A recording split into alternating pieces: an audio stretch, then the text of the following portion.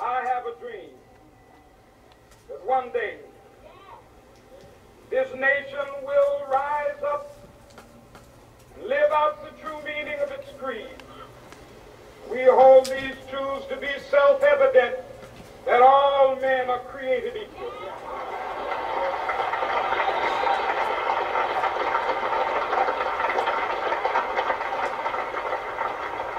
I have a dream that one day on the red He is a brown leader, and he speeches to all the black people, and he's the leader of the black people. I just said that. He was a black leader. That's what he said. Right? Mm-hmm. He fought for our rights, for the rights of black people and minorities. All right. These children come into this world. They're like empty chalkboards. We can write whatever we want to write on them. But even if we don't write anything on them, they're just so open to all the beautiful things that they come across, and you can just see the love and the just pure happiness for the smaller things. But it's moments like this when you have to teach them about the reality of the world that they're going to face, what we have created as a race of people. That's when it's not fun. There's a certain reality that they're going to have to face, and that's the ugly things which made it necessary for us to even have to teach these lessons. And you see it. You actually see it hit them like a brick, and they have a hard time processing that. When you tell your children that, oh, there are going to be people that don't like you for the color of your skin, you can just see the confusion in their faces. It's as if it's just unbelievable to them that people can actually feel this way. And this is not a moment that I look forward to, and I'm sure I'm not by myself when I say this. It's sad because these moments are moments created by us, by man, by hatred. Because he was sad and he died. Y'all was sad that he died? Mm-hmm. Do you know what a famous phrase of his is now? Yes. What is it? It is his people. Okay, here's this famous phrase that y'all get ready to color on. It says, I have a dream. Right? Did you hear him say that in the film we just watched? Mm-hmm. Do you know what his dream was? To be a black leader. Oh, that's what he was. His dream was that all men and women, black, white, and whatever color, all would be treated equal. And he said, there's all little girls and all little boys. Yeah, you heard him say that. Yeah, he said that. He said that one day, he has a dream that one day, all the children of today will grow up to have equal rights and be treated fairly, not because the color of their skin, not to be mistreated because of the color of their skin. Do you know why he had to say these things? Why? To treat his black people. Treat them fair. Because a long time ago, well, sort of a long time ago, listen, black people weren't treated fairly. Did you know that? Black people couldn't vote. Black people had to use different bathrooms and different restaurants and different hotels. Because that's not nice, is it? Not fair. Not fair. Well, Martin Luther King fought to make those things fair. That's why we're celebrating his birthday. Today his birthday? Yep. How did he die? He was shot. How? You'll grow up and you'll find that there are some people in this world who are evil because they don't like people because of the color of their skin. Those are evil people. If they try to kill me, use my karate. That's right. And you use your mind. And if I see them coming to my house, I'm going to kick them. Well, this is why you're learning all of this stuff, so that you can use this, your brain.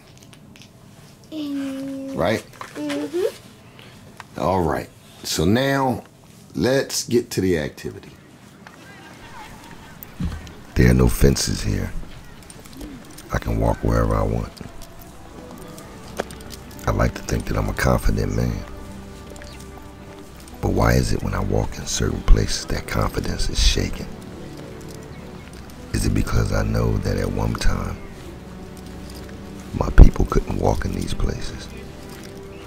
Is it because I know that at this time, I still may not be wanted in these places?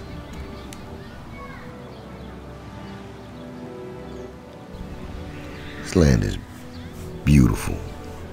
Beautiful places, beautiful spaces all over the place. Plenty of room for everyone. This land gives to whoever. It's people.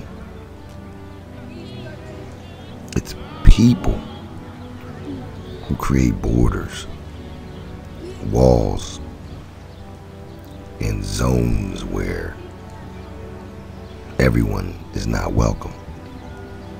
And I just don't understand that. Even at this point, even with my knowledge of history, I just don't understand how men can look down on other men for some of the, in my mind, most foolish reasons. I understand in history at one point it was economics. But beneath that, it had to be hatred. You see, hatred has a way of creating more hate. Whenever hatred's a part of an equation, it's like that equation can't be solved. You look at us. For our entire existence, there's been hatred. It gets rejuvenated with every generation. And even those who have been oppressed like ourselves, when we start to hate, and some of us think it's justifiable, it still creates more hate.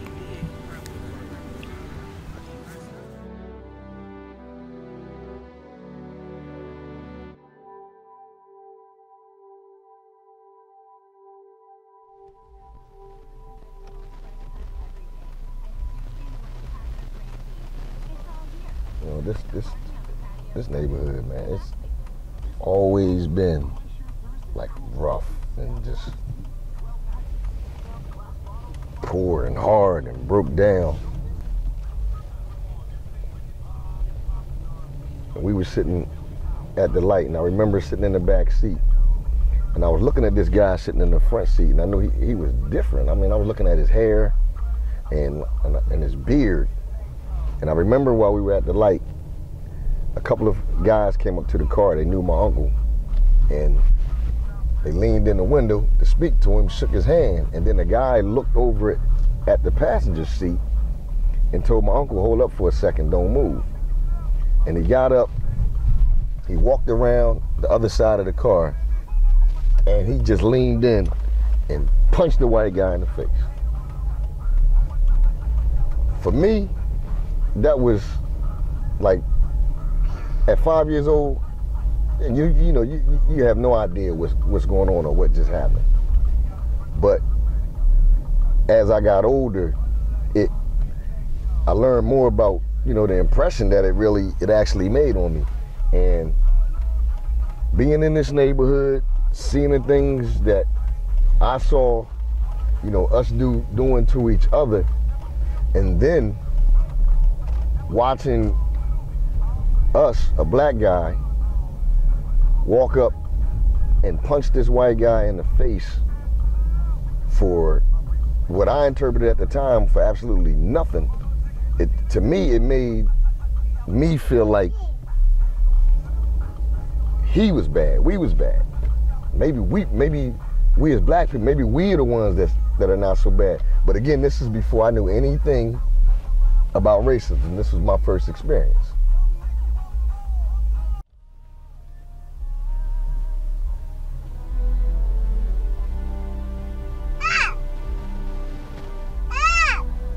Film her too. Because this is the reason why I need to understand. Because she's gonna have to face this. Mom. And I need to know what to tell her.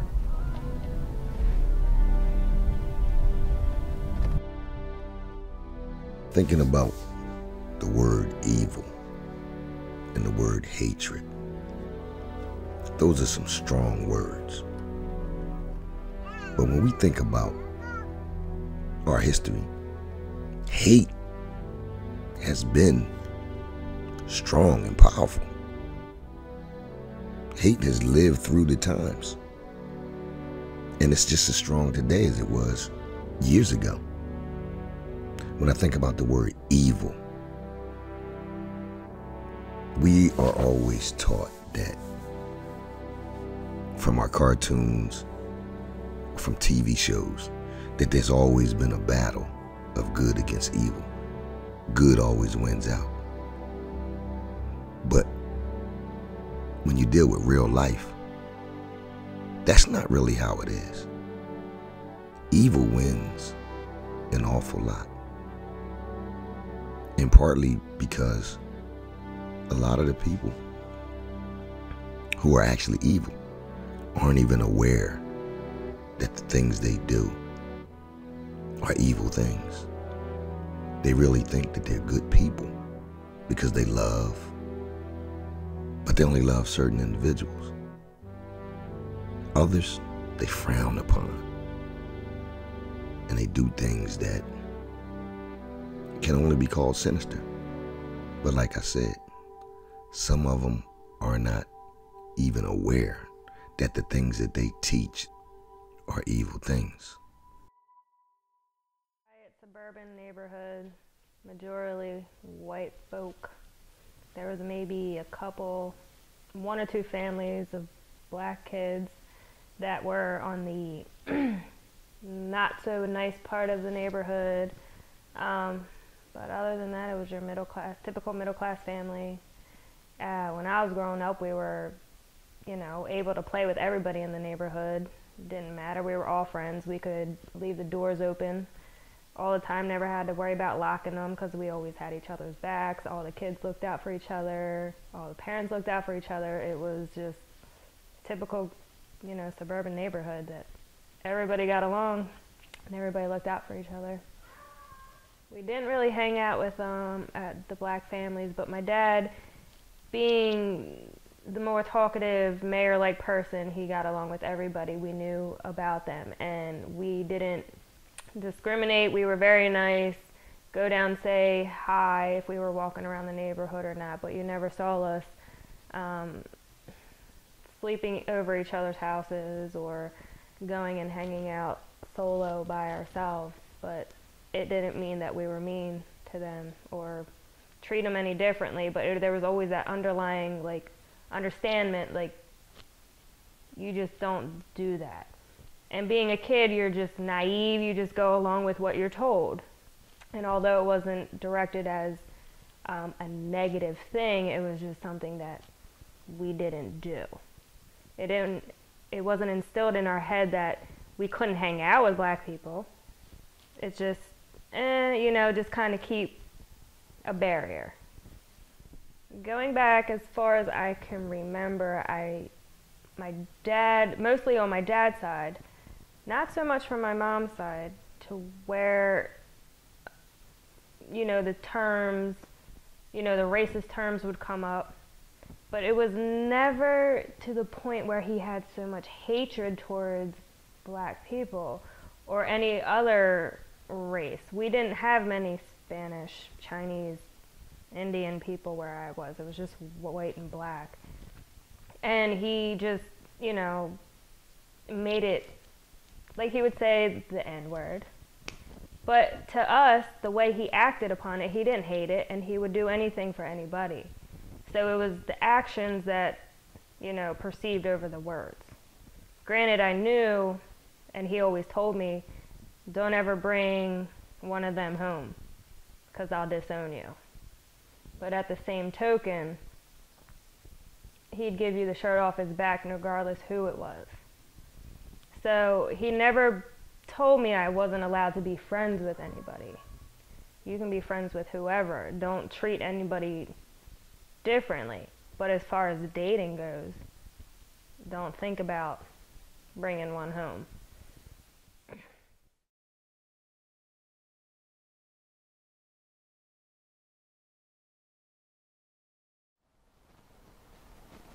I grew up in Brooklyn, New York, and Brownsville. It's like the hood part. People don't go through there unless they know somebody. Basically, you gotta have a pass to get through there. It's very diverse. It's like the melting pot. That's how New York City is anyway. So you got Spanish, African, black, Chinese. It's just a diverse neighborhood. The crime rate is high. The school systems there are right. They changed a lot now, but come from when I was growing up. But that's Brooklyn, New York. My first memory of racism started in my household, to be honest. My mother, I got a lot of brothers, so she would tell them, you can't bring a certain type of girl home. You want to be married and have kids with a person. She was only racist towards white girls.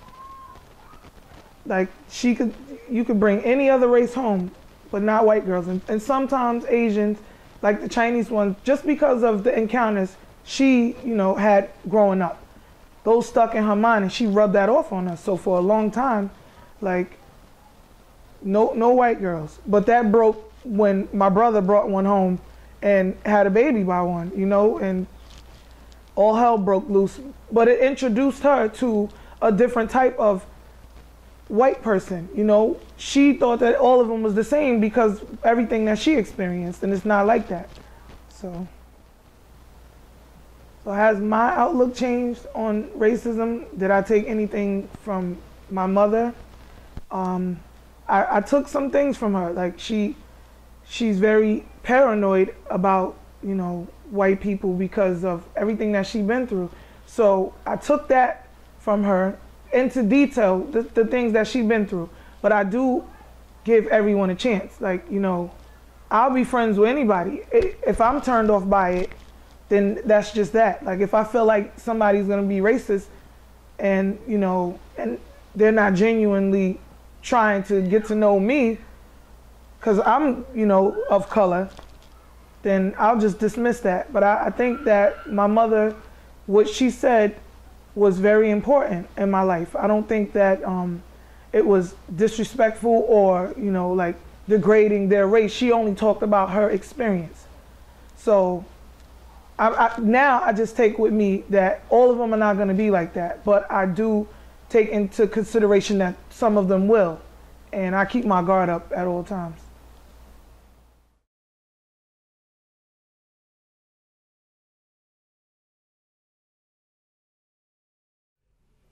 I grew up in trailer park, Glasgow Trailer Courts. We grew up poor at that time in a crappy trailer. And then my mom met my dad and they moved to the suburbs. They bought a house and we moved more to Newcastle, Bear area.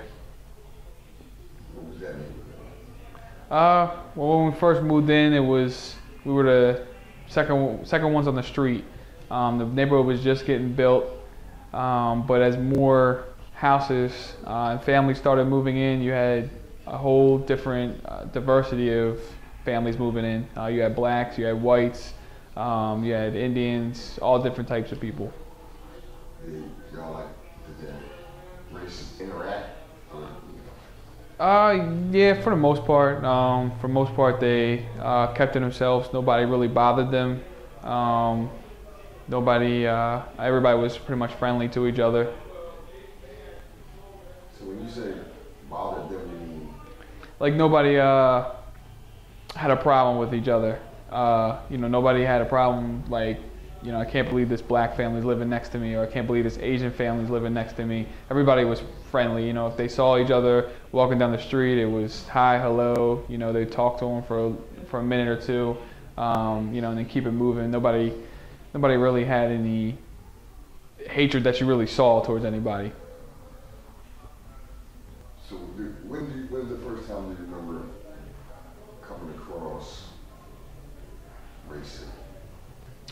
I don't really remember the exact time or date or even situation, but I imagine I probably learned it from some type of media outlet, whether it be TV, movie, or like a video game. Growing up, my parents weren't really, they weren't racist. They didn't say anything about different races like that. I do remember a time as a kid where my uncles, like we had like our great uncles, were over. It was like it was mostly the older generation in the family that had said a derogatory term, which was porch monkey. And I don't remember what the conversation was about, but I just remember them saying, there was a couple of those porch monkeys over there on the step. And I remember asking what that meant, and they explained to me that it was basically another name for a black person. That might have been, one of the first times that I ever heard racism like that, but hearing it, I didn't know it was a racist term, and I wasn't taught that it was a racist term. It was more so, don't really say it out in public, just another name for a race, but as a kid, you don't perceive that as being racist. How did it make me feel? Like I said, being a kid, you don't really perceive it as being racist. You're not really taught, at that time, you're not really taught about hatred and, hating this person for this reason or that reason. So we really, I really didn't look at it as something bad, because I didn't know any better. If they had told me, don't go out and say that, or if they had not told me to not go out and say that, I might have went out and actually said it, not thinking it was something bad, because you just don't pick up on that. You just think it's like another term, for, somebody, because you don't know their name, so you associate them with this terminology to pinpoint them out, but you don't really perceive it as being racist. My mind spins when I think about why I feel so much more comfortable walking around in a neighborhood like this. This is where I've grown up at. I've always been in neighborhoods like this, and I've never felt threatened. Of course I had occasional fight, but it was never a fight simply because of the way I looked. There was some other element to that. We both hungry. We both need to eat. We both look at the same food. But I could walk around these blocks and these corners at 2 o'clock in the morning and never feel threatened. I feel safe when I'm here cheek to cheek with other people like myself. I don't know why it's like that. I don't know why it continues to be like that.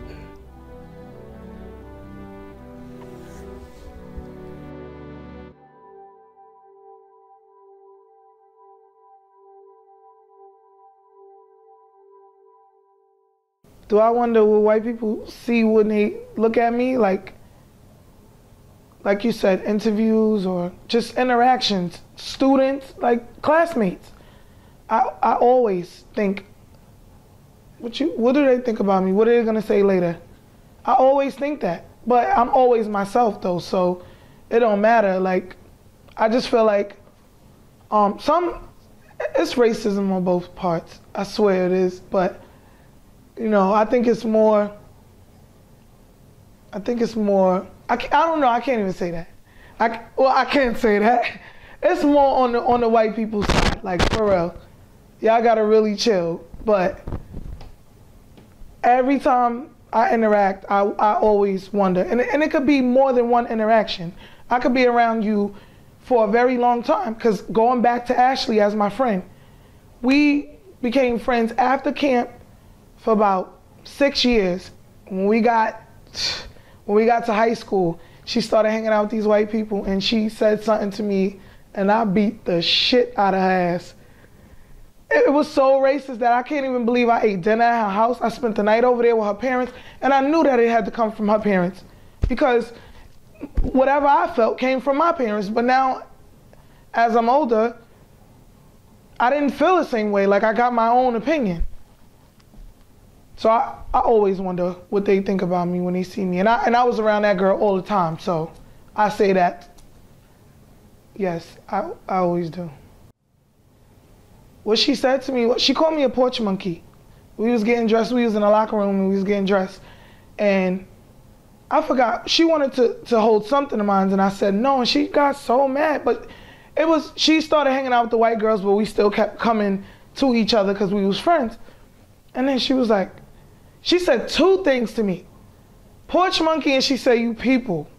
Those 2 things right there, I do not like. I whooped her motherfucking ass. I whooped her ass. How it made me feel? Like, I can't believe that all these years, I spend the night at your house, you spend the night at my house. I'm around your family. I go on trips with y'all, and my mother's allowing it, that you had that in you. And it had to come from a place where you were taught that, because like I said, I grew up in a house with racial slurs too. So that didn't just come from me not letting her hold something. That was in there already. And it didn't come from her hanging out with those white girls, because like I said, 6 years of friendship, it was just us 2. We were being ridiculed by everybody, so we didn't have nobody. When we got to high school, they clicked instantly. They had to have something in common.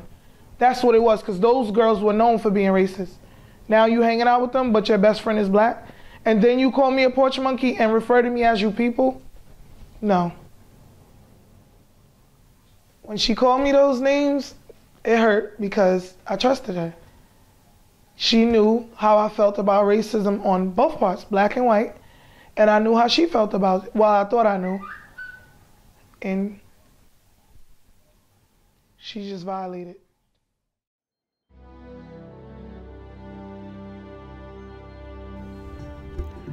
We are human beings with the God-given responsibility of taking care of this planet. We have built some beautiful things, but we've built those beautiful things on foundations that are mired in evil and hate. Slavery was the enemy of my people. They say that the enemy of my enemy is my friend. But I say that sometimes the way we handle things, we make the enemy of our enemy our enemy. I say this because just as we feel comfortable in walking around in some of these beautiful places, we do the same thing to others. And those people are not welcome in our homes, and they're not welcome in these more beautiful places either. So what do they do? Where do they go? We press upon them the same things that we hate.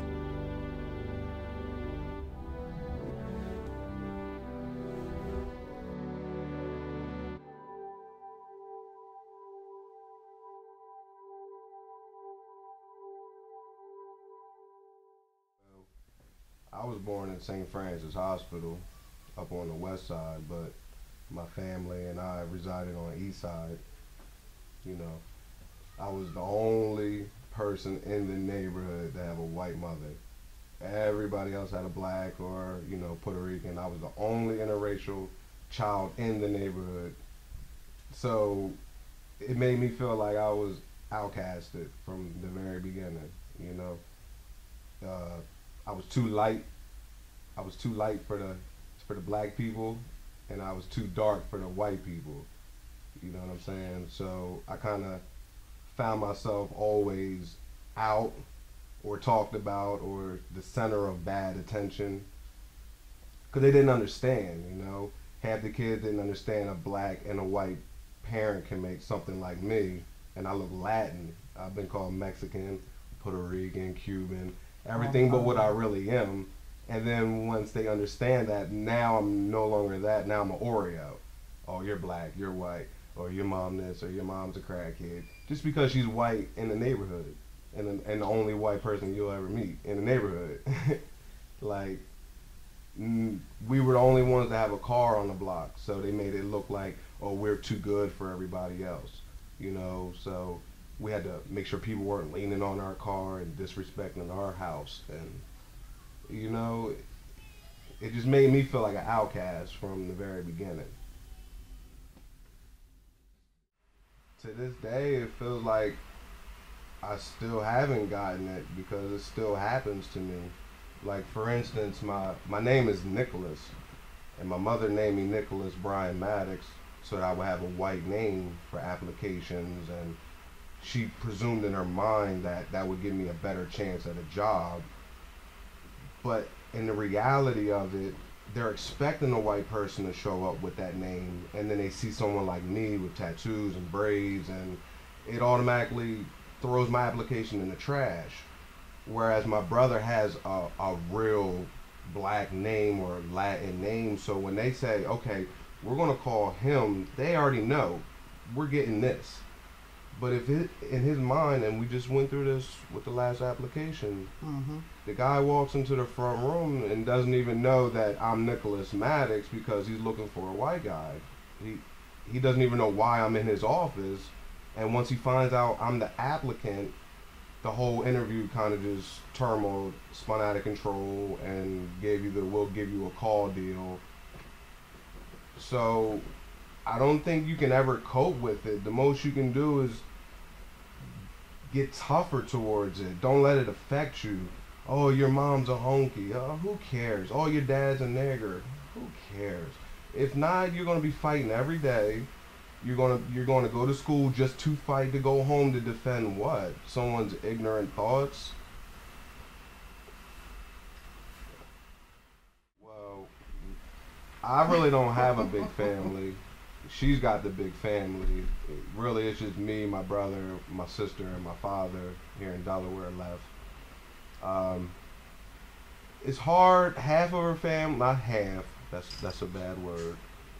Parts of her family don't agree with black people. We won't say hate, we won't say discriminate, we'll say don't agree with. The interracial relationship. And knowing that I'm black, it makes it seem like I'm not good enough, I'm not welcome. So I kind of tend not to go to family junctures. I kind of stay to myself. I've been to one or two, and it Didn't go well. It just didn't go well. It made me feel like I was being interrogated. I was being, well, let's play nice because he's here, and then we'll go off in the corner and then talk how we want. So it made it real strenuous at times. I remember one time I asked her to, stop and get me something to eat, and without names, I heard a voice in the background. No, we're not stopping to get that nigger nothing. Nigger, whatever the word you want to put. Just freely just said, no, we're not stopping to get him any food. No, I didn't have a license or a car, and I'm sure you remember that day. And that kind of makes me not want to do anything. It makes me not want to go to the family things and have fun, and it kind of makes me not even want you to go. Because it's like, well, what are they? Is it another rally invention? Are you there to get brainwashed? That's the environment you're headed to. Are you talked about the whole time? Are you talking about me the whole time? So it really put into perspective, how much do we want to be together? Because if we do, we gotta close our ears to all the people saying this and he ain't good and that. And on my side, the same thing. Oh, she ain't this and she's just that, and it puts a testament on our relationship. Whereas, a couple where everything is hunky-dory and it's easy. It's always easy to be not arguing and communicating when you got money in the bank and the bills are paid and the dogs are clean. And you're not sitting there hungry. And you're not hungry, but you're not trying to figure out gas to get to work because the situation is jacked up. I mean, and the other thing he was saying with the family and their reaction to us dating, like, certain people in my family, because we're not going to call nobody out, but certain people in my family have been known how I am. I've always chilled with more like black or Spanish or whatever. I was never really interested in dating any white guys. Like, I think in the history I can remember like 2 white guys that I thought were attractive, but it was just like, oh, he's cute. So they always knew that I liked black men, mixed, whatever the case may be. But even when me and him started dating, it was a big problem for certain people in my family. And it was my immediate family. So it's not even like, people that I could be like, well, whatever, I only see you once a year anyway. So who cares what you think? It was immediate family that had a problem with it.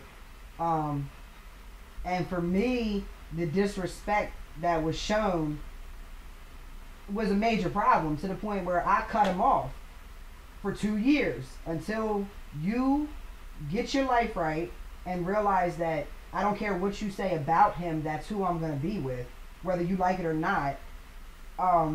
They just got cut off, and that was how it was, because it was that important to me. Like, they don't understand it, and that's honestly not my problem. I don't, act like that towards people that you care about, so that it gives you no right to act like that towards somebody that I care about. So they got cut off. And then, as far as my family, I haven't met anyone on my mom's side at all. Mm-hmm. I haven't seen any pictures, met, house, and nothing, because when she met my father, they threw her out. Literally threw her out the will, threw her out of their life. She no longer existed. And it wasn't gradually. They literally sat her down and said, if you go with him, if you marry this man, you are barred from our family, period. And that's how strong they were against, interracial relationships. So I've only met my grandparents on my father's side, my grandmother, nothing on my mother's side, nothing besides her. And no brothers, no sisters, nothing. And his mother's family is, 100% hardcore Italians. And honestly, most of the Italians I know feel that same way about it. They really don't agree with the intermingling of, especially black and Italian. They don't like that. So, I mean, it is what it is. You think your mom prepared you for this, or She tried to shield you against it? Or? It almost seems as if she tried to shield me against it. For a while, I wouldn't be allowed around the corners. I had to sit on the front steps, and always Nicholas get in the house, and she never let me pan out my own problems. She always, tried to, don't worry about it, that's just, instead of letting me know, hey, this may happen the rest of your life. I didn't choose to be here, but I'm here, and I may have to deal with this until I die. Does that mean I cut my hair and not get tattoos and talk real preppy and take my chances, or do I just be who I am, and who likes me, and who doesn't? And in 31 years, I have 2 friends that I can call my friends, honest friends, and everyone else is there to take. Because you happen to be a giver, so they take, And that's what I got to say about that. The enemy of my enemy is also my enemy. So, don't you dare love my enemy. Don't you dare bring my enemy home. I don't care if you're happy. I don't care if I brought you into this world. I have to deal with them on the street. But don't you bring them into my home, because I refuse to. And that is more important than your happiness. That is more important than the love that I may have for you. Because I will cast you out, and I will never set eyes upon you again if you bring home that person. I didn't like him. Your grandfather didn't like him. Your great-grandfather didn't like him. And it doesn't matter why. You do as I say. We are better than them. Can't you see? You stick to your own kind. Or you get out of my house. And you get out of my life. I never want to see you again. I think racism, generated in my family going back from what I know, my grandmother.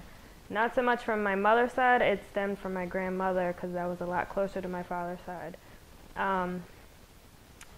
As growing up, I personally never saw color as an issue. I just knew the barriers of dating.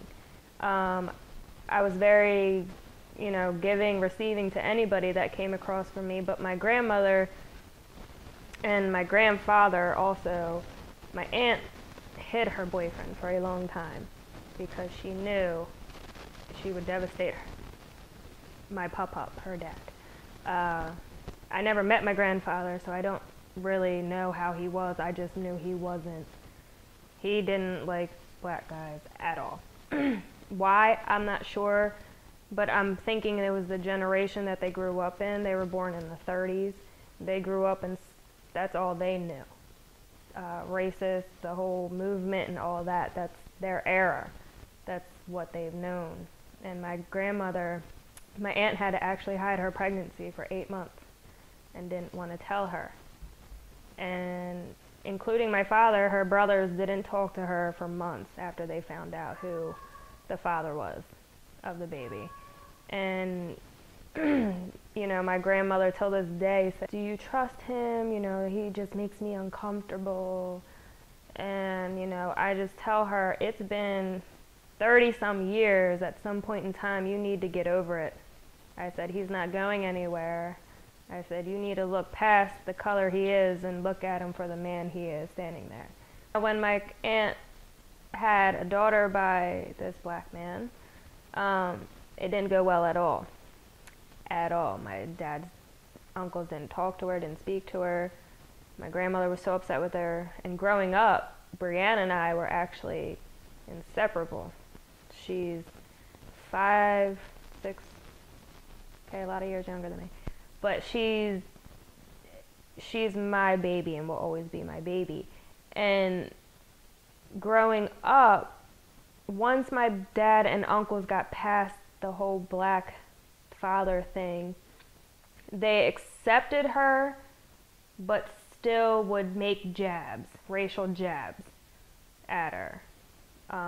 Not, to her face, but like, under their breath, oh, look at that little N-word, da-da-da-da-da, da-da-da. And I'm just like, really? So it's not fair. And it broke my heart, but I never realized, and talking about it, I never realized how it affected her, if at all, and how she was perceived as, growing up being mixed. And even, in a predominantly white family, because I know she prefers black guys to date. And how that is going to be accepted, within our family. I think about the future things, because that's never really presented itself going, past, and now, we have that dynamic that's going to change things. And I just want to know how our family is going to accept that.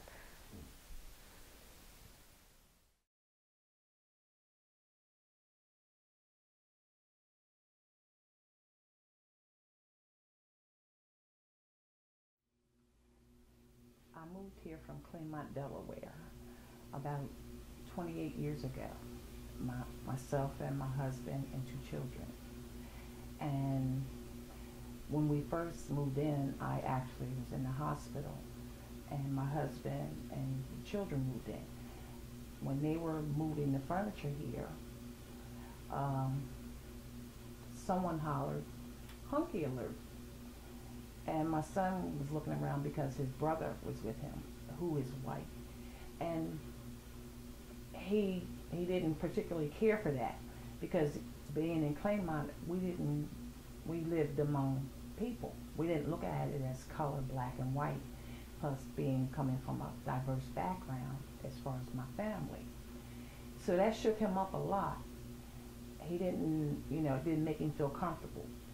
And when he started going to school at George Reed, he would come home every day with a headache. He didn't socialize a lot out here. Across the street, around the corner, he did have 2 friends that he went to school with, but once the school day was over, that was it. He would come in the house and go to sleep. So I asked him, why are you going to sleep? Was it that bad, or the school that taxing? And he was like, he wasn't happy. And I asked him why, and he said because, first of all, when we moved in, the fact that somebody hollered out "Hunky alert" because they seen him down in the back of the truck, and that upset him. And I told him, I said, well, don't worry about that. But when school started, it was the same thing, as far as the racial part, and he just was not happy. So after the first semester, he had asked me if he could go back to school in Claremont. And I told him, if that's what he wanted to do. He said yes. But in the meantime, I had received a letter from the school, Mr. Cheatwood, and I went to meet him, and he told me, based on Kenny's grades from his records being transferred over to now, his grades were falling. His attention span was falling. He just wasn't the way when he first came in, he was energetic, but now it was just doing what he had to do. And I explained to him the things that my son had told me, and he wanted, he really didn't want to go to the school. He wanted to go back to Claremont.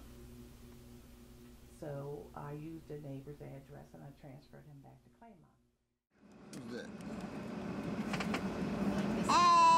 Don't touch. Don't touch. Yeah, we ready to take this flight. Say I'm going bye-bye. I'm going bye-bye. Say I'm going bye-bye.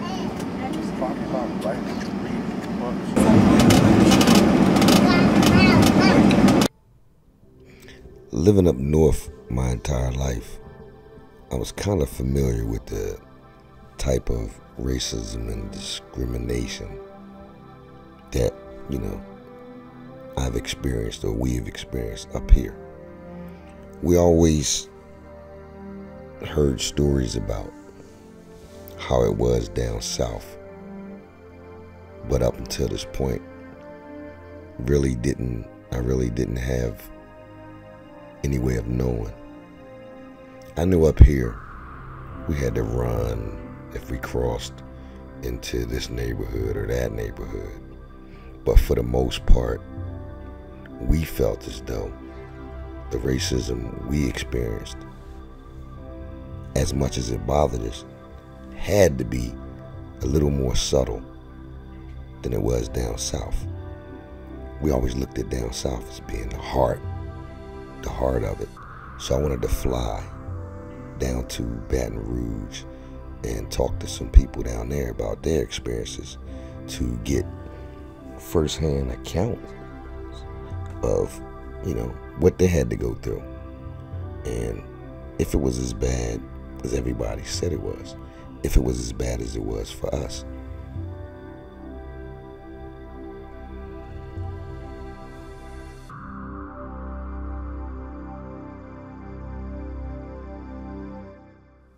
Starting with, me living up north and living down here in the south,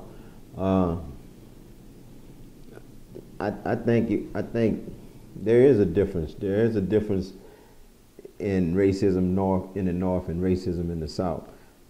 I grew up down here in the south. I went to school here in the south. I worked here in the south my early years, and I noticed early that I was going to have a problem because I wasn't one to be talked to any kind of way and not speak on it.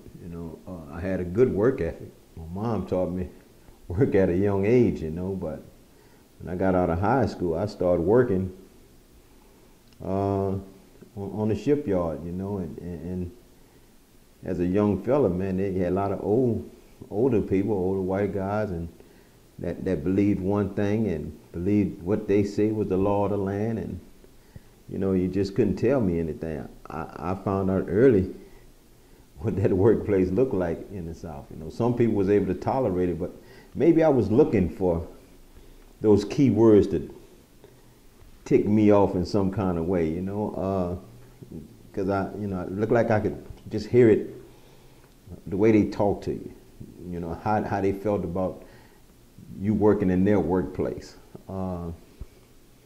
And it bothered me early. I mean, it caused conflict in almost every job I had.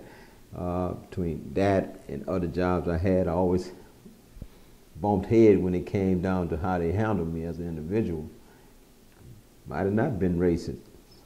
I didn't feel that way though. I feel like it was. A lot of the stuff that was directed in a racial tone to me. It might not have been verbally direct, but they had ways of making you feel belittled in a lot of ways. So I bumped heads with that. Opportunity knocked for me to go work up north.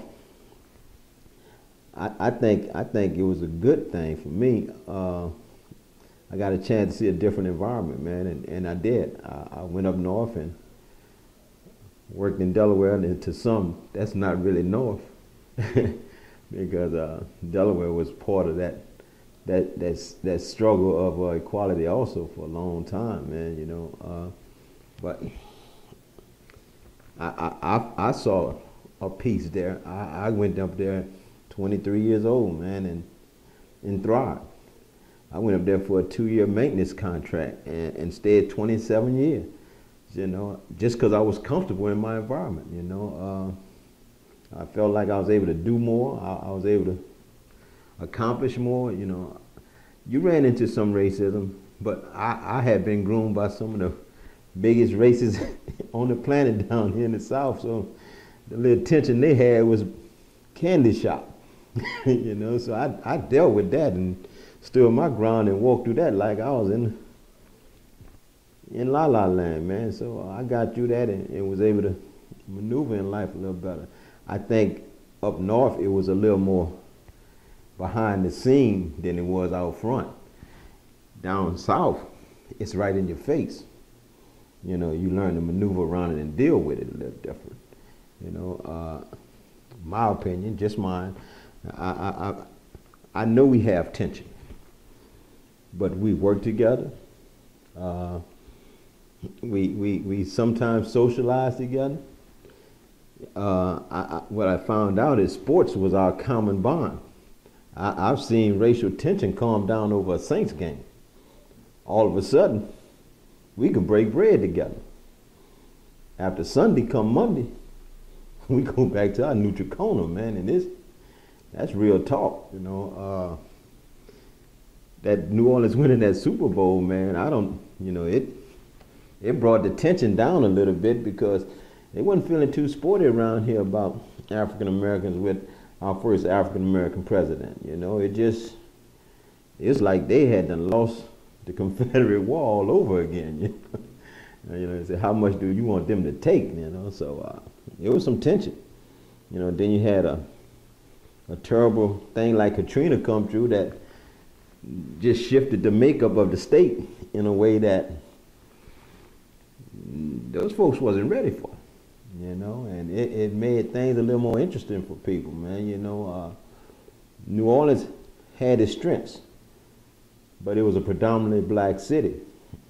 So long as those blacks was in New Orleans, they was cool with that. But you know, after Katrina, those folks scattered all over the state, and they had a different outlook on dealing with you and your racial tension. You know, they wasn't like your timid African American. They was kind of, you know, I'm a little firmer than that, baby. You got to come a little stronger than just barking at me. You might have to bite me if you're really trying to tell me something, you know. So it stirred up a hornet's nest of racial tension around here again. And then after that, here comes Barack Obama as your first black president in a red state, and they thought the world was coming to an end.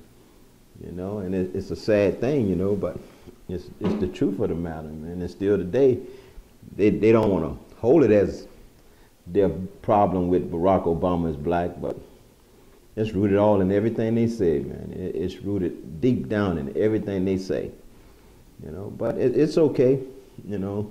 I never felt Barack to be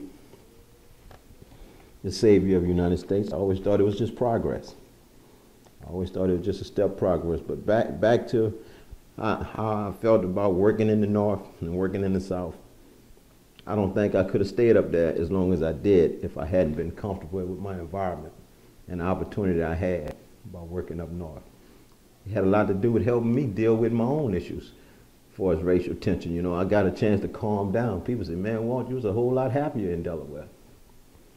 Yep, I was. You know, I miss my family, I miss my loved ones around here. But I tell you what, it did something good for my soul, man. Calmed me down. Yeah, I've been back here in Louisiana for about maybe 6 years now, and my take on it and my approach to it is a lot better. I deal with things a little different, but I'm a lot older too, you know. That was a 23-year-old young fella. This here is a 51-year-old man. If we can just look at each other as, you know, a struggle at progress. I came from the South, young guy. A lot of folks prior to me in the early 60s left the South for better opportunity up north. They started going to Philadelphia, New York, Detroit, you know, Cleveland. They just was fleeing the South, man, because they thought opportunity was here, and opportunity was for them. But at the same time, there's a rich history down here in the South, man, that I love. You know, we probably was the strength of the black community for the United States, because we had to fight that fight hand on, face on, you know, direct. I mean, up north, you almost was looking at it from through our lens on, wow, what's going on down there? Where we was down here, I mean, dealing with that racial tension where these 13 states that wanted to separate from the Union, they were serious about this stuff, man, and it had a lot to do with they in the mindset that this Confederate War thing was You know, it was the North just trying to take our economics away. Now, the strange thing about it, when I look at it and have a conversation with some cats that believe that their Confederacy is history, not hate, you know, before I go too far off on them, I've been pleasantly surprised how nice some of them are. You know, they are kind people. I've seen some of them flying the Confederate flag speak to me every day, where some don't take that view, won't say anything. You know, so I started, as an older person, starting to relate to them and their Confederate flag is just like me flying my red, black, and green flag, a symbol of pride. But I can't get them to understand your history and what your history of your Confederacy was based on slavery. That was your economic engine. And that's what y'all keep talking about. Y'all trying to take our economics away. Your economics were built on the backs of slaves. You know? And that's what the fight was about. You kept talking about they trying to make you give up your economic engine because, of course, the South was thriving when they had free labor. That's what the fight of the North was about. You know, there was, you know, the North had the Industrial Revolution going on. You know, the South had the same kind of revolution going on, but it was on the backs of slaves, and they were getting paid. They sure didn't want to give that free labor up. You know, and that's what a lot of that fight was about, man. But it's complex, man. I really try to. I read a lot of stuff. I try to analyze a lot of stuff because I'm gonna speak on this history of oppression, man, because it's something that's dear to my heart. Probably haven't always been good for me, you know, but it's what I feel, it's what I believe in, you know. It's not going away. Even when you thought it was calming down, all we did was elect a black president, and all of a sudden it rose to the top like cream. You know, it's like, wow, I guess it wasn't going far for it to come back up so strong and so blatant, you know. I got kids, man. I tell my son all the time, I don't want to guide you down a path of my past of being so aggressive and so bitter about some things, but I sure don't want you to ever forget your history. You know, American history ain't never been too kind to black folks, man. It's been a struggle from day one. You know, we thought the 60s, and at the end of the 60s and the early 70s, we was making a turnaround, and we did. A lot of us progressed.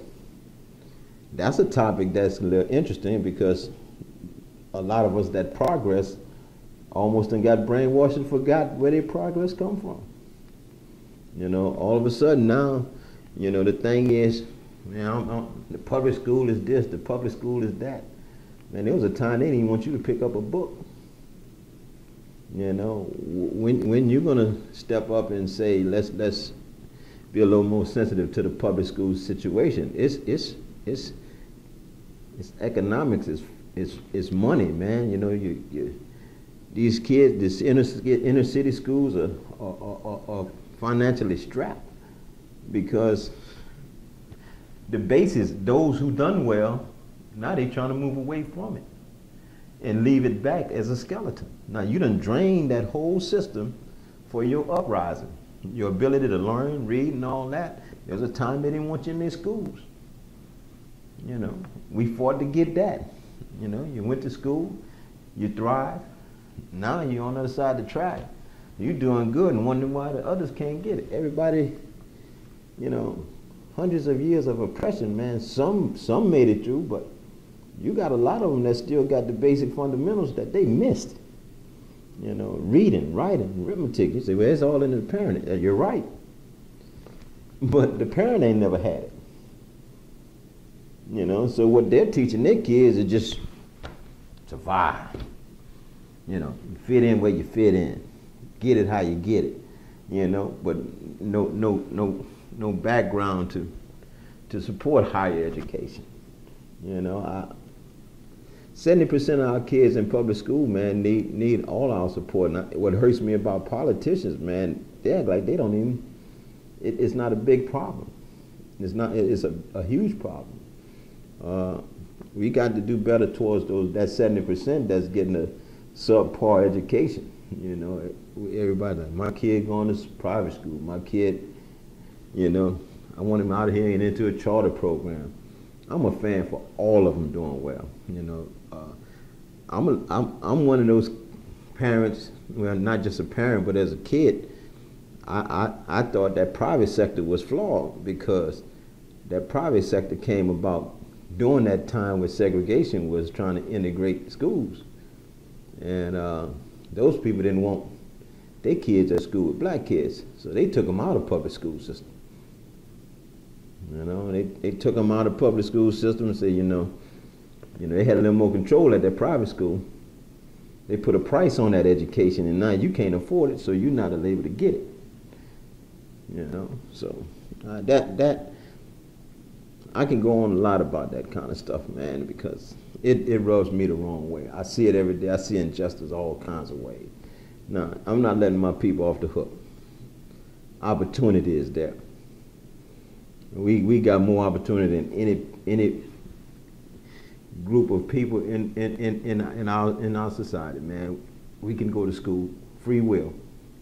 If they teaching you subpar, put an extra hour in after school with yourself. Read another book.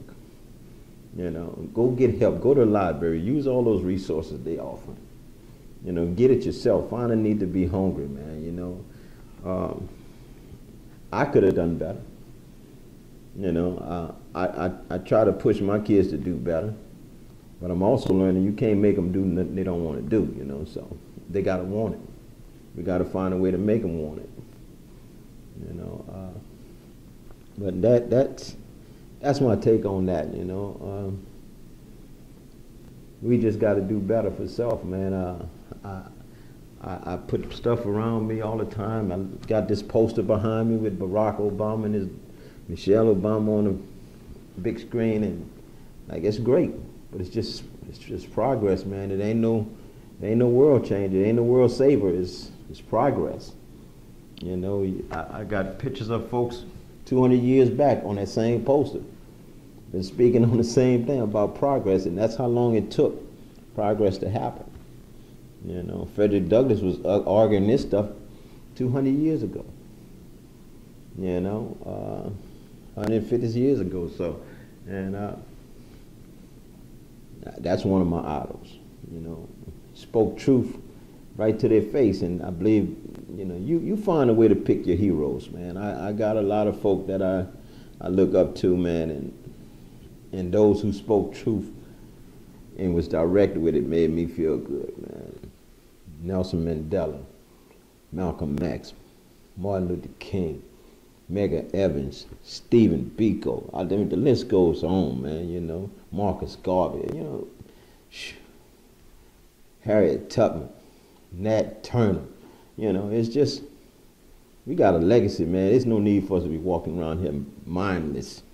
Because we done had folks stand up for us, die for us for a long time in the struggle for equality. And I think we're letting a lot of them down by not stepping up to the plate. You know, so that's my take on it, man. You know, growing up in New Orleans, it was pretty cool. I grew up in a predominantly black neighborhood in the early 60s. We family was there. You know, the neighborhood was united. We did a lot of things as a community. Like I said, it was a predominantly black neighborhood. It was in the middle of the early 60s. Everything I envisioned around me on a daily basis was black. It was black schools, black teachers, everything we did. I mean, I don't know if we were separated from the other side of the city, but we was in the lower ninth ward, and just about everything in my surroundings was of African American community, in a thriving community. I mean, businesses was black. The school I went to was all black. We was taught a lot about our history. I remember that as a young kid. That was big from the schools, that they made sure we knew what was going on in our history. At the time, the civil rights was very strong.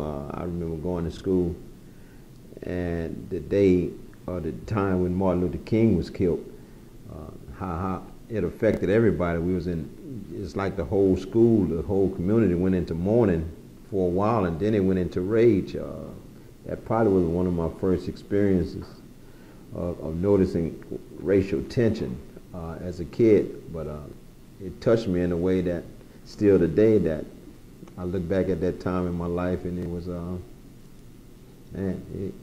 it probably molded me, to my thoughts, my way I carry myself, and the way I feel about racial tension at the time. I was about 5 years old, you know. The school went into somber. Everybody was sad. My family was sad. Didn't know much of what was going on, but I kept hearing the name. They killed Dr. King. They killed Dr. King, and it made me sad. And I probably didn't know why I was sad, but you know, that probably was one of the first times that I really experienced any type of racial turmoil. As I grew up, you know, in the Lower Ninth Ward, you know, the movement of civil rights got stronger.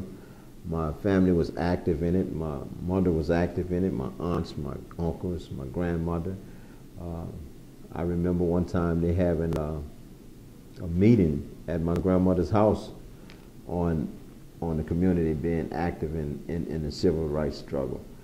I thought that was something big. I thought it was really big because I saw we had footage in the newspaper for the first time. Like, wow, this is my grandmother's home, and all of my family is active in civil rights and stuff like that. I thought that was pretty cool.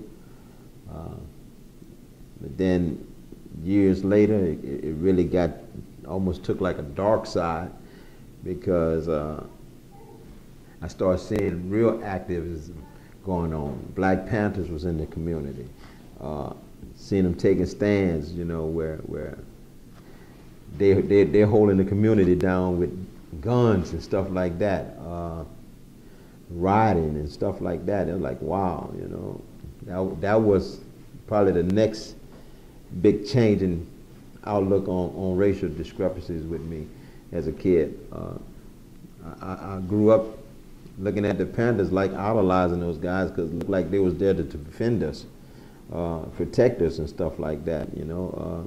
The tension was so deep. You didn't have white bus drivers coming down there to drive city bus. It was all black bus drivers coming down in the Lower Ninth Ward. I'm sure that was some type of strategicness on the bus company's part, you know, but that's how segregated, how different things was when I was growing up, man. Things got better, things changed because my environment changed. I think after that, we kind of moved around in different parts of the city where I was a little more outgoing and seeing other parts of the city where there were white folks around, and how we interacted. You know, tension-wise, I had a mother that didn't let none of that stand in her way, so it wasn't like it was ever a threat to me, because she went where she wanted to go, she did what she wanted to do, and I was right there with her. You know, I done seen her have to challenge some of the systems at times. You know, as a kid, I was like kind of scared, but she didn't have no fear. So you know, eventually I got comfortable within her struggle, where she addressed some types of racial equality, like going to a store or something like that. But at that time, you know, we was talking about civil liberties and equal rights. We go where we want to go, and she would go, you know, no matter what they thought. But that was my early years as a kid. Now, as I grew and started getting into junior high school, I left that type of environment and moved to a rural environment. I left New Orleans and moved to a town called Margaret, Louisiana. It's maybe about 15, 20 miles west of Baton Rouge, and went to an integrated school for the first time. Something I hadn't done at that time, for 7 years of going to school, elementary school. That was a different climate for me. That was a different outlook for me. I didn't know how to adapt to integrated teachers. I didn't, I had white teachers when all my whole earlier learning was with black teachers. I felt like they cared more. Not saying that the white teachers didn't care, I just didn't understand their way of teaching. And I rebelled against it for a long time. I think right now it has a lot to do with how I articulate myself, how I feel about certain situations, and how I feel about certain subjects. I remember taking history. Couldn't stand it. What they was teaching history was totally different from what I was learning the first 7 years of education when I was in New Orleans. Maybe because it was from black teachers that spoke truth of what our history looked like. And then I come to this rural environment. History was something totally different.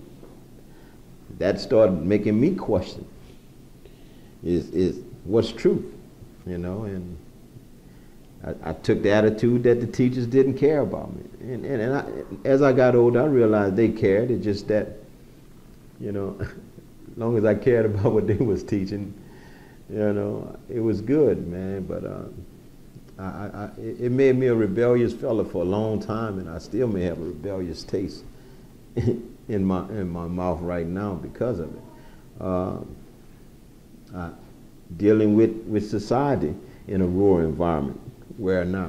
What I meant when I said it made me a little more rebellious about what I was being taught is that it showed no reference to what part our people had in history. It was always the history of Christopher Columbus and the history of George Washington and the modern day presidents at the time. I didn't hear what I had been experiencing my early years with the death of Martin Luther King. What was going on with that? I guess maybe because the topic was so fresh that everybody was staying away from those kind of topics. Because we're talking about I'm in the 7th, 8th grade now. When this happened, when I was probably in kindergarten or something like that, and it was still fresh. And coming to a rural environment, we were still sitting, black kids on this side of the gymnasium, white kids on this side of the gymnasium. Sure, we was in the classroom sitting side by side each other when we was in the classroom, but when we went into lunch or break or something like that, man, we separated like the Red Sea, man. Blacks was here, whites was there. It may be still happening today. I doubt it in some cases, but at that time, it was like that. And you could almost feel the racial tension in the auditorium. All it took was one wrong word or one thing to jump off, and things could have went very bad. It had on some occasions. But overall, while I was in class and dealing with one another, it worked sometimes. But I can remember that first year of going to integrated school, man, me being rebellious in a way, a white kid could tell me anything and it could make me snap. It's something I ain't proud of right now, but my first year going to school here in the rural integrated school, I got put out for the school year.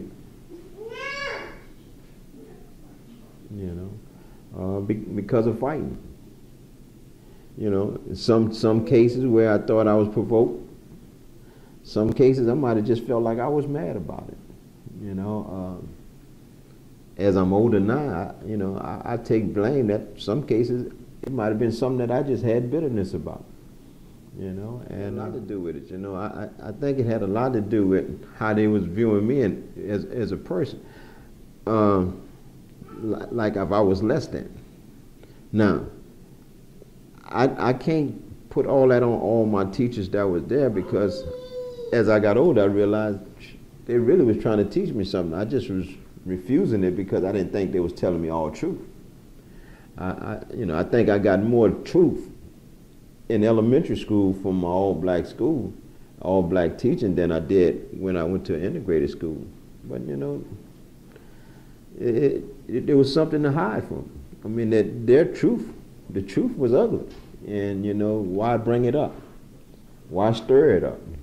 If we're trying to move forward, but it wasn't a pretty look on white America, on how they was treating blacks at the time, and I just didn't take it well. I was one of those few kids that didn't take it well, and I had classmates that done well, that got along a lot better with people, maybe because they grew up in that rural area where they intermingled with white kids more than I did. I was fresh out of New Orleans from an all-black school, all-black community, very selfish, very community-like environment that was all black. I take blame for some of my bitterness, because I wanted to take a stand on it. My name is Charles F. Dotson. I was born in a small town. I was born in New Roads, Louisiana, but I was raised in a small town called Marion, Louisiana, which is on the north end of Bifflefield Parish. This town is in between two bayous, Bayou Marion and Bayou Grosse. In my town, there were only two types of people. They were either black or white. You gotta look at it, I was born in the 60s. So that's the only people I deal with. Far as I know, I was born in 62. I had an idyllic childhood. Didn't know anything about the race relations that was going on. Didn't know anything about the Vietnam War that was going on. My life was, I would consider, wonderful.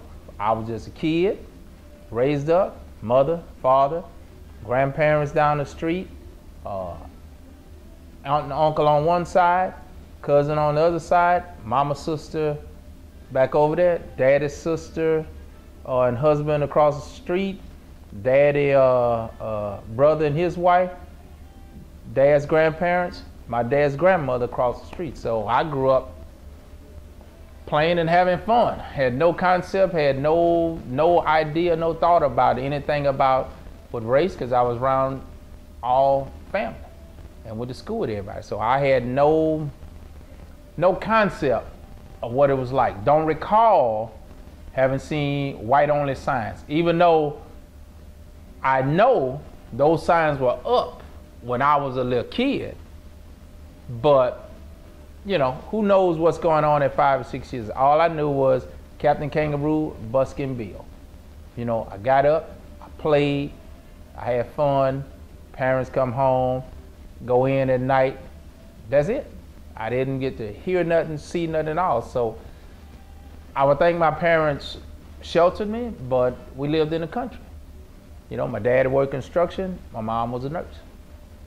So for me, as a young person, race relations was fine. I went to school.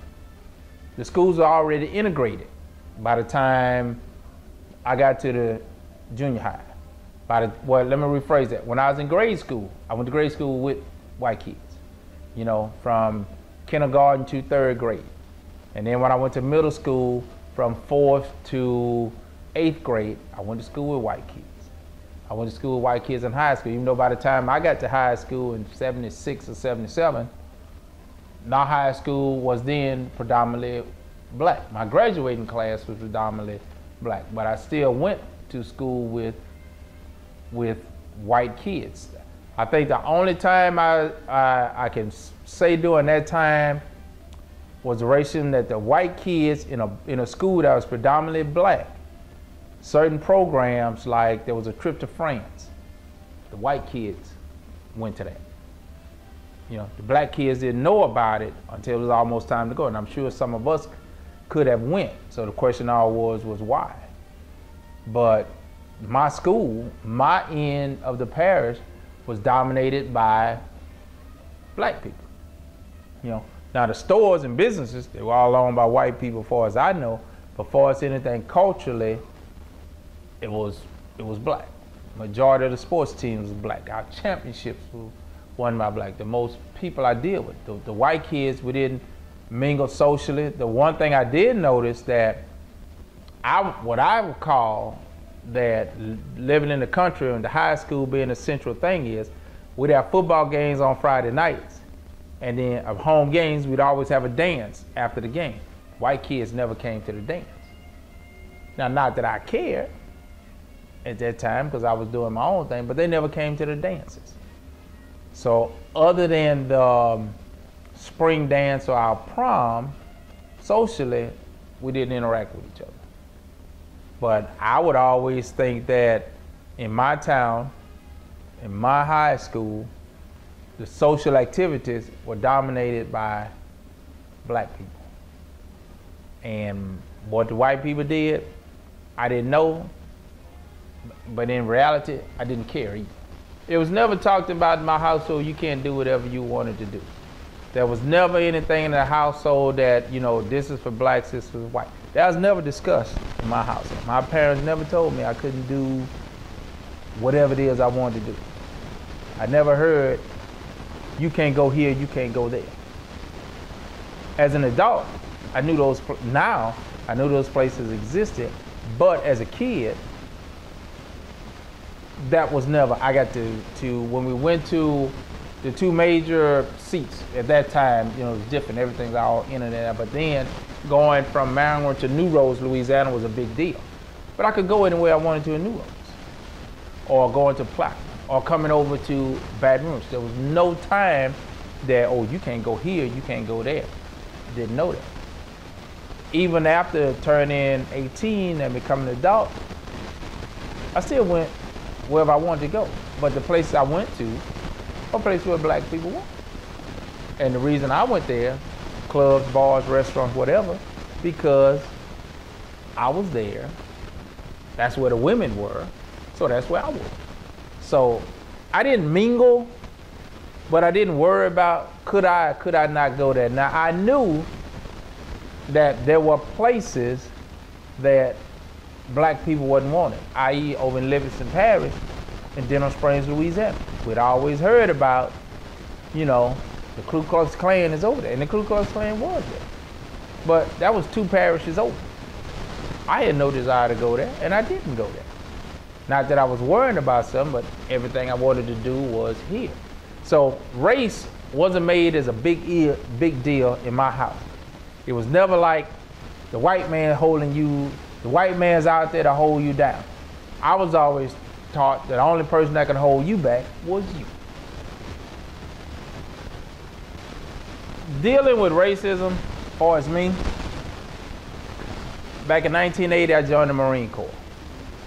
And I went off to boot camp in San Diego, Hollywood Marine. That's the first time I was around other race people, Asians, Hispanics, different black people, to be around other people from the South. I didn't perceive anything in the Marine Corps, because the Marine Corps always taught you that, you know, you are a Marine, and the person you're gonna be against is an enemy of the United States. That's your real enemy. And for the first time being around, because I went there by myself, first time away from my parents, being around diverse other people, other races, there wasn't any perception of racism. The one thing I did notice was that blacks tend to hang together, whites tend to hang together, Hispanics tend to hang together. People tend to hang together. Now, do I think that's racism? No, you hang out with who you want to hang out with. You're with who you're most comfortable with. For the most part, if you raised around black people, you're going to be comfortable being around other black people.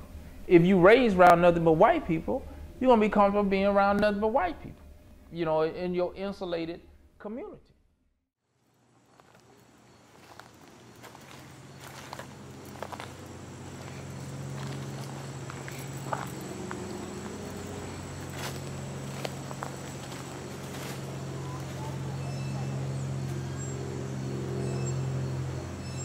You know what this is?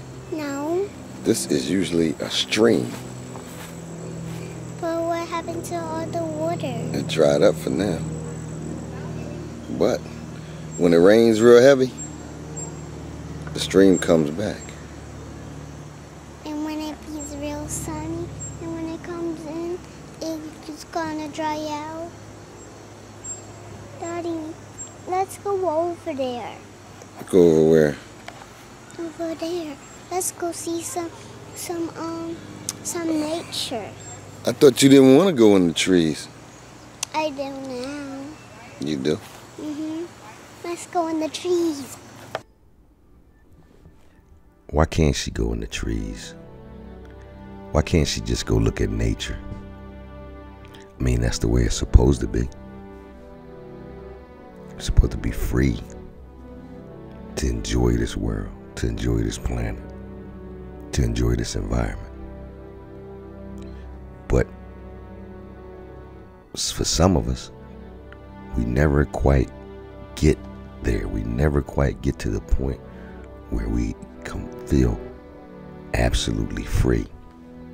It's like there are invisible fences and barriers that you run into and that you try to avoid running into. And all this is created by this hatred. This place right here. Her mom found this place. I would look all around the city when I wanted to take my daughter out. And I would try to find places that I wouldn't have to protect her, or I wouldn't have to feel like I had to protect her. And then we found this place. And I was amazed because it's free. And when we went there, we saw all kinds of people. Black, white, Indian, Mexican, you name it. They were all walking around free. It was like this little spot on the planet where a whole different environment existed. Now, I don't know how these people feel on the inside, but part of that not knowing is my lack of trust. A lot of people will say they don't worry about that. They don't think about it. That we're just as good as anybody else. I know this, but I'm honest enough to say to myself that yes, this has affected me. And it's affected me to the point where it's eroded my trust in people. My trust in people that don't look like me. Because one of my first thoughts are, what are you thinking when you see me? What are you thinking when you have to share space with me? What are you thinking when you have to work or deal with me? And I don't want that for my daughter. I really don't.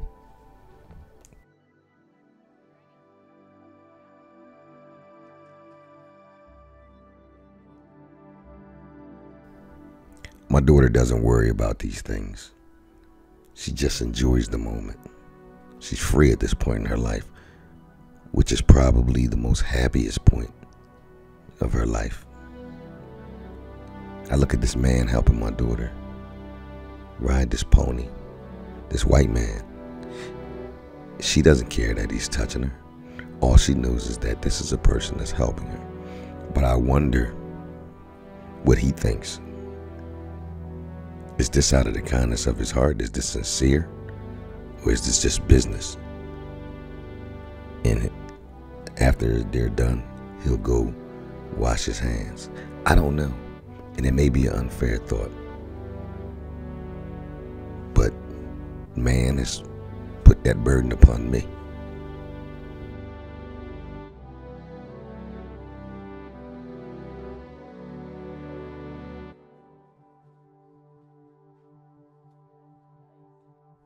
When I think of racism, you know, the only thing that I can think of, the only thing that goes through my head when I think of racism is always between black and white. You don't really ever find, at least I don't find, too many other races hating on other races or having a problem with them. It always seems to be between just blacks and whites, it seems. I know there's other races out there that, you know, hate each other and stuff, but it's always 98%, it's always seems to be between black and white. You know, you have something that a white person said that offended a black person, or you have something that a black person did or said that offended a white person. And it seems like, you know, the two races together fuel racism a lot, you know, by the way that they act and the way that they, you know, show hatred back and the way that they respond. But it's, you know, you have people like Jews and, you know, the Germans, they hated on the Jews, you know. They were trying to extinct them at one point. But you know, if you ever see a German run into a Jew, you don't really ever see them and they have a problem with each other, you know. But, you know, if you were to go to, like, I'm pretty sure you can relate too, if you were to go to somewhere that's dominantly white versus like me going somewhere that's dominantly black, you feel a little bit uncomfortable. You know, you feel like eyes are just on you because you're that one like sore thumb that sticks out, you know? And I think that has to do with all the tension that's between the races that deal with just black and white and racism, you know? I think if you asked a lot of people what you know, when they hear the word racism, what comes to mind, I think they would say just black and white.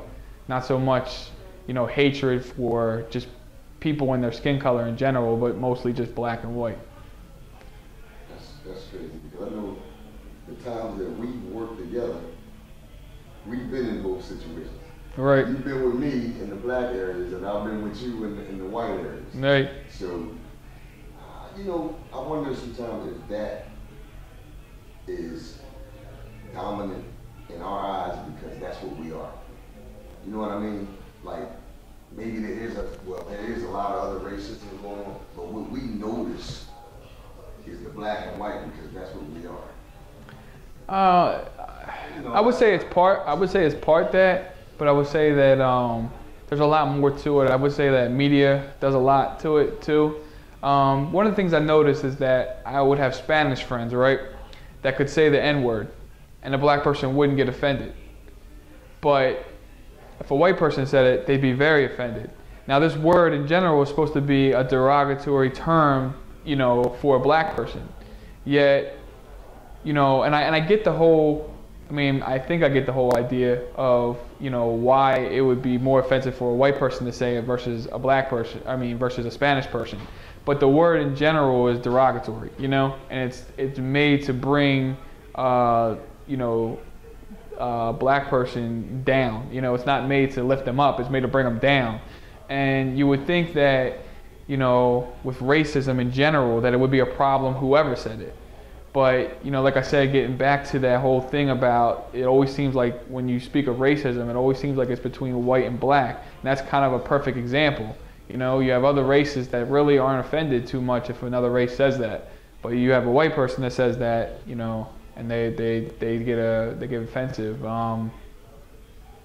And I think it's because, you know, it's so much is highlighted and so much is focused on, you know, the feud between whites and blacks. And I think that's why it's, when you hear racism and you think of racism, I think that's why you think black and white.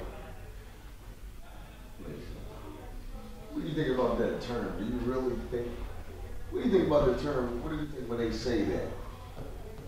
When they say the N-word? Yeah, you put an A on the end of it rather than the E-R. How does that make any sense to you? No. I think I've heard black people tell me before that they want the word to go away. You know, that it's offensive to their ears. They don't want to hear it.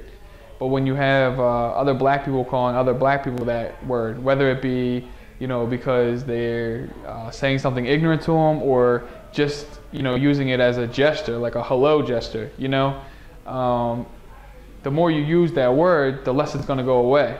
you know, the more it's going to be taught. Like I said, I didn't know what the word porch monkey was until it was brought to my ears. So there's going to be a younger generation that doesn't know what that word is, and they're going to ask what that word means. And I guarantee you that, you know, in the right situation, if they're angry at somebody or something, because they heard that word and they now know it's offensive, they're going to use that word, even though they might not even be using it in the right context. But the word itself, you know, I mean, putting an A on it or ER on it, or even just shortening it down to NIG or something, you know, it's still, the root of the word is still offensive. So you could, you know, it's funny because you could spell the word out and it would still be offensive because you know where it's coming from. So, you know, for any race to use it, even amongst themselves, or to add, you know, to change the spelling of it, really doesn't change the root of it. You know, it's still derogatory. You know, it's still going to bring races down. You know, it's still going to create racism. You can't change where it all started. Right. I mean, it wasn't a word. It was never a word to be, you know. I guarantee you when you know, your race was slaves, I guarantee you that they probably didn't call each other that all the time. You know, they probably hated that word. You know, probably hated it with a passion, hearing it, you know, them called that every day. You know, I guarantee you when they went home or wherever they went, and they were amongst themselves, I'm pretty sure they probably didn't use it amongst themselves. You know, I mean, it wouldn't make sense for them to. You know, you want to get out of that situation, you want to stop being oppressed, and that's what they wanted, you know. And I don't see why you'd want to associate with things that would oppress you even more. Sort of like putting the diamond on a noose and calling it a necklace now. Yeah, it wouldn't. Yeah, I mean, the thing is, to me, my race, particularly, I go to houses that have that Confederate flag. To me, that's offensive, you know. But that's something where I can walk into that house and probably not feel, you know, like they're hating on me because I'm white, you know. But to me, it's still offensive because I know what it means, you know, and it still breeds hatred. You know, you could put it as, and I've heard people say that they put it because they're from the South, you know, and then that's just their thing. But the flag, I mean, maybe the origin of that flag wasn't meant for that. I don't really know its origin. But the thing is that I know what it was used for, you know, and that's what stuck, and that's what sticks in people's heads. You know, if I were to drive down the road with that flag, you know, from the waving on the back of my car, everyone's going to think I'm a racist because that's what that flag is associated with, you know. So it's offensive, you know. It's become offensive, even if it didn't mean to start out that way. It's offensive now, and that's the way it's looked at. So the only way that, you know, that's going to go away is if that actually goes away.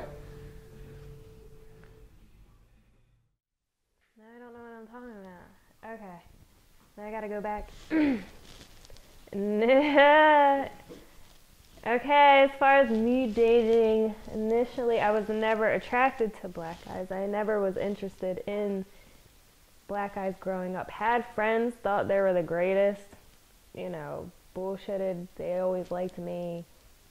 They never crossed the line with me. I never crossed the line with them. This was elementary school, middle school, high school.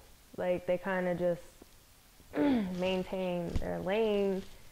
And I never, you know, I always stuck with one race. And it just,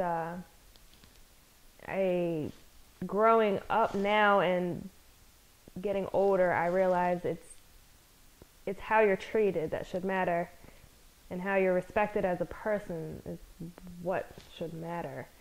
And I'm not so closed-minded as I was growing up and in my younger years, where I wouldn't even think about dating a black guy, and not even in a mean way, just like I just wouldn't even consider pursuing it. But if I'm not going to deny a chance of true respect, commitment, and love what every girl wants, regardless, you know, of their race and ethnicity. So I think growing up in the way the world is changing and the world's turning, and the more accepting people are to each other and different cultures and different backgrounds, I think the more accepting you have to be as a person for possible change for yourself. I grew up in a house of racism. like of racial comments, and I started to actually think those things. When you start to think things like this and it becomes a constant thing, you believe it. So, for example, there was like this saying that all white people smell like dogs. First of all, I haven't even been around all white people. So, I don't know what they smell like. But growing up in a household and that's all I heard, or if my mother was ever arguing with one, that's what she threw out there. They calling her porch monkeys, or one time she got called whatever you call when the slave mates with the master, or whatever word it was. I asked her later on, like, Ma, what did that mean? And she said, oh, that's when the white man comes and rapes the slave, and they have these type of kids. She got called that before. So when she would get it in, she would constantly throw, oh, you smell like a wet dog, and blah, blah, blah, blah, blah. So I actually started to believe those things. And even with my brother, she said, don't bring no white girls in my house. Don't bring no white babies here. Don't do none of that. I started to believe those things. Like when my little brother was growing up, my youngest little brother, I kept saying to him, your first girlfriend better not be a white girl. I found myself doing what my mother was doing because it was all the time. And then guess what? Because she felt so strongly about it, one of my brothers went and brought a white baby home. And she almost had a heart attack. Well, she loved her grandson to death. Now she has French, Puerto Rican, like she just got so many different grandkids. So her racism had to stop. And she had to know that everybody is not like that because of the things that she went through growing up. And right now, she can't assume that everybody is like that. But it is on both sides. I grew up with it. And I could have took that as that's the way I'm going to be. But I chose to, I'm the type to not like somebody for something that they did to me and not based off of what somebody else said about them. So I decided to branch off from my mother's thinking process and get my own. And the majority of my experiences with white people have been racist. I feel like the ones that are not racial are genuine, and I hold on to those more than the other ones. There was an officer, upstate New York, where I relocated to. It's very racist out there. And every time he pulled you over or, you know, just came to where you were, he always had something racial to say. Oh, you people come to my town, you think you're gonna take over. You know, he just let it be known that he did not like minorities, period, in this town. And this town is known to be a KKK town. So right now, he's changed, and he's one of the older racist people that I've encountered. He's changed because all of his daughters, all of his grandchildren are now black, you know, and that made him change because he's in love with his grandkids. So now he's not even a cop that's patrolling and pulling people over or, you know, showing up to the crime scenes. Now he's in the high school working with diverse students. He wants to talk to them about bullying and racism and stuff like that. But he started off for like 10 years as one of the main racist officers in that town. And he did a lot of stuff, but he changed. So if he could do it, anybody could do it. The children are going to change this world, this racial world that we live in. I'm speaking from experience. Like I said, my mother was racist. All I ever heard her say to my brothers, don't bring those snow bunnies. These bitches is this, these bitches is that. I don't want them in my house at all. And the first thing one of my older brothers do is go and get one. And not only did he go and get one, she was pregnant. You know, so he broke the line of what my mother said never to do. Now my mother loves her grandson to death. And this girl has more kids. Some of them are biracial and the other ones are just Caucasian. And she takes them all now. So it changed her. The children are changing these older racist people. I would love to believe that our children are going to change things, because each generation seems to give us an opportunity for a do-over to maybe get it right. But that's not what's happened. As I stated earlier, this hate seems to have stood the test of time. And instead of us starting fresh with each generation seems to grow up and end up representing a rejuvenation of that same old hatred that's plagued us for our entire existence. Hate is a heavy burden to carry, and we carry it our whole lives. And what do when we have children? We take that burden off of ourselves and we place it upon their backs for them to carry. My father wasn't in my life a lot growing up. Just me and my mom and my sisters. So when I got older, I asked my mom, how come you never said anything bad about my dad? And she turned and she looked at me and she said, why would I do that? She said her job was to make sure that I have a good life, a good start, and to make me as happy as possible. So why would she place the burdens of her relationship with my dad onto me?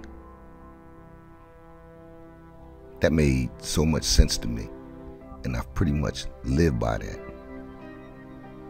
But we, as a people, have proven that we have no problem placing that burden upon our children.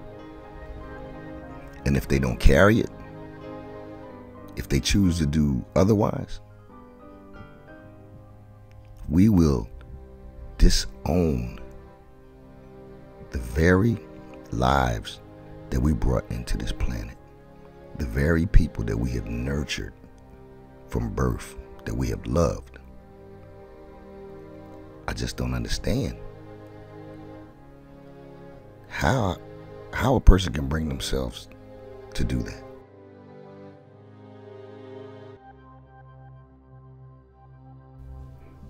Come out here, youngin'. Get yourself outside of that safe zone. Don't let hate and fear keep you bottled up. There's a lot in this world that you can enjoy. Don't let anyone steal that from you.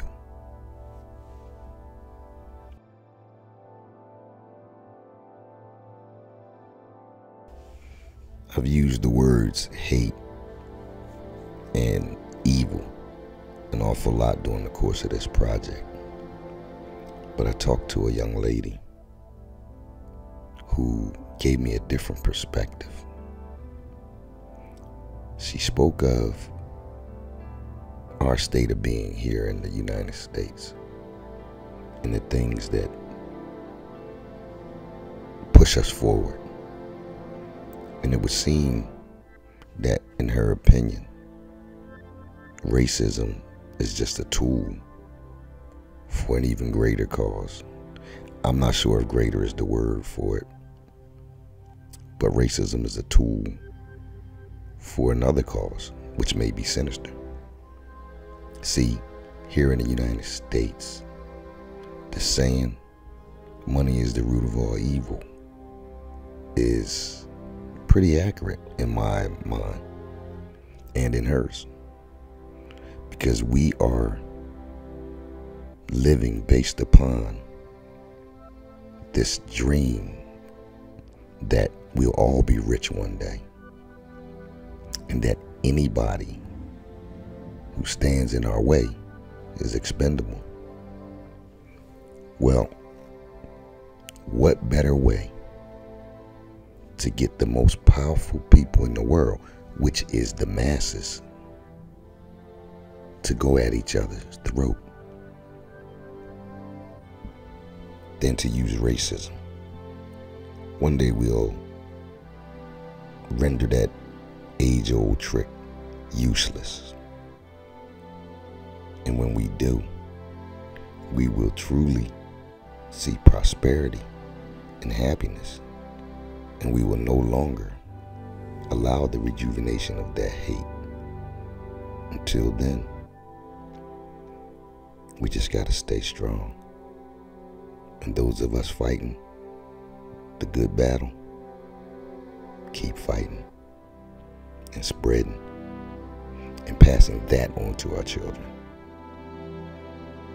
Maybe one day we'll at least defeat this form of hatred.